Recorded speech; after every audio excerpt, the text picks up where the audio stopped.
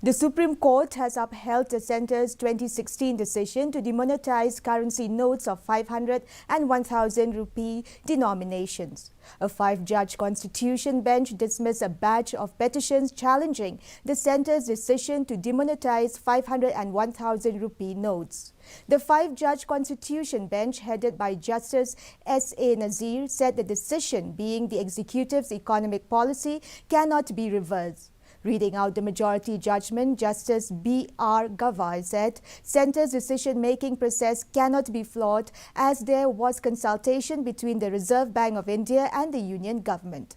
In an affidavit, the Centre has told talk with the top court that the demonetization exercise was a well-considered decision and part of a larger strategy to combat the menace of fake money, terror financing, black money and tax evasion. The BJP has welcomed the Supreme Court